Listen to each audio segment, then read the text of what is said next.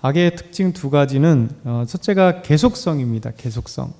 악은 곧 죄는 한 번으로 끝나지 않죠. 죄를 짓는 것, 악을 행하는 것들은 계속해서 또 짓고 또 죄를 짓고 또 죄를 짓게 됩니다. 마치 좀비처럼 다시 살아서 계속 죄를 짓게 됩니다. 악의 두 번째 특징은 자신의 잘못을 숨기려고 합니다. 덮으려고 하는 거죠.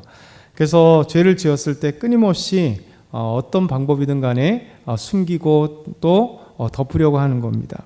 다윗에게 있어서 이 두 가지 악의 특징이 나타납니다. 다윗도 한 번에 죄를 짓는 것, 그걸 끝나는 게 아니라 계속해서 죄를 짓게 되고 또 제 자신의 죄를 덮기 위해서 또 다른 행동을 하게 되는 것이죠.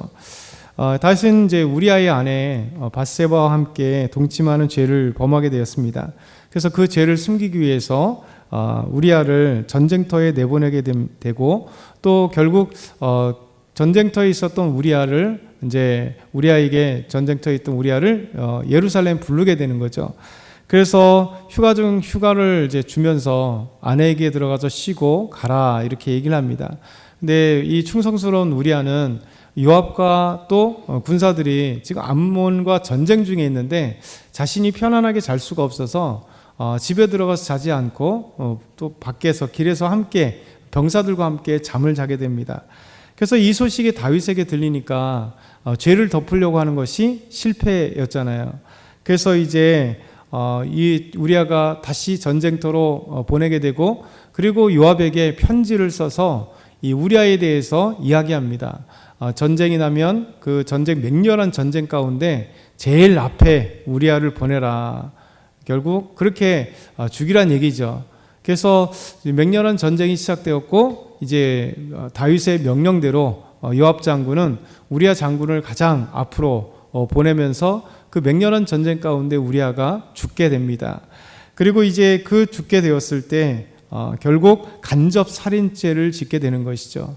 그러니까 죄는 밧세바의 그 동침을 통해서 성적인 범죄가 지어지고 그리고 전쟁에 있었던 우리아를 데리고 왔으나 우리아가 자기가 죄를 덮는 데 있어서 함께 동참하지 못하니까 결국 전쟁 중에 죽게 만드는 그 죄를 또 범하게 되고 그래서 이런 죄는 계속해서 계속 지어지게 되는 그리고 잘못을 또 더 숨기려고 하는 것들이 있습니다.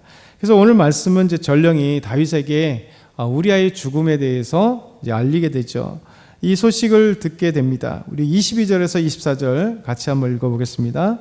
전령이 가서 다윗에게 이르러 요압이 그를 보낸 모든 일을 다윗에게 아뢰어 이르되 그 사람들이 우리보다 우세하여 우리를 향하여 들로 나오므로 우리가 그들을 쳐서 성문 어기까지 미쳤더니 활 쏘는 자들이 성 위에서 왕의 부하들을 향하여 쏘매 왕의 부하 중 몇 사람이 죽고 왕의 종 햇사람 우리아도 죽었나이다 하니. 전쟁 가운데 활 쏘는 사람으로 인해서 우리아가 죽었다 이렇게 얘기하는 겁니다. 그러니까 전령이 장군 우리아의 전사 소식을 전하게 됩니다. 이 소식을 들으면 사실 애통해야 되잖아요. 자신의 장관이었던 이 우리아가 죽었다는 소식, 이것은 참으로 가슴 아픈 이야기인데 다윗은 오히려 안심을 하는 거죠. 왜냐하면 자기 목적이었고 자기가 자신의 죄를 덮기 위해서 우리아를 전쟁 가운데 죽이게 하기 위해서 앞에 보내라고 얘기했습니다.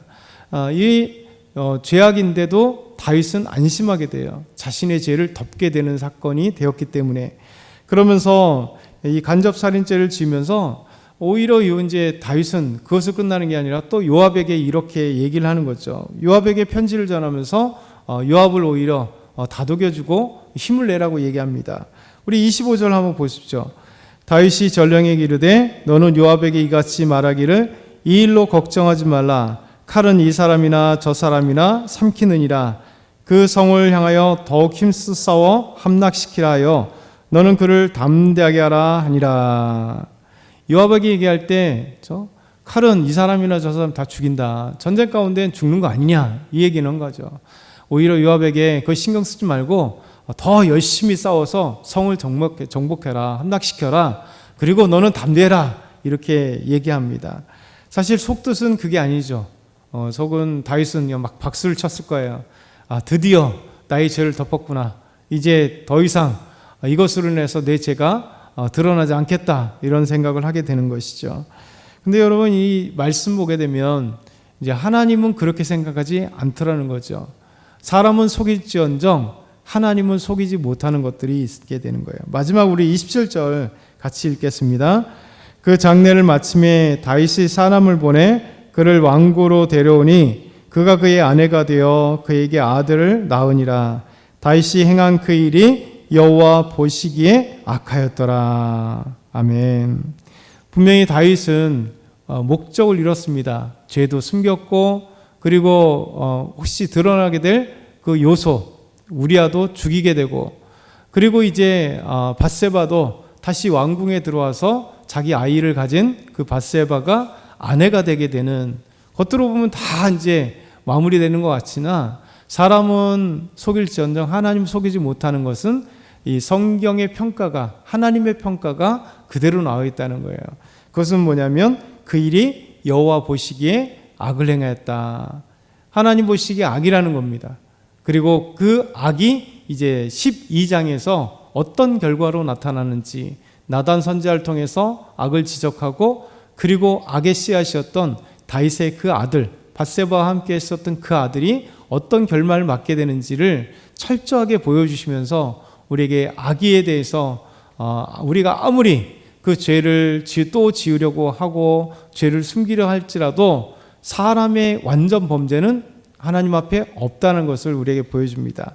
그래서 오늘도 우리가 하나님 앞에서 죄는 끊임없이 우리를 유혹하고 또 넘어뜨리려고 하고 그 죄를 숨기기 위해서 온갖 방법을 하지만 하나님 보시기에는 악이라는 것, 하나님 앞에 덮을 수 없다는 사실을 오늘도 기억하면서 우리 하나님 앞에 온전히 살아가는 저와 여러분 다 되길 소망합니다.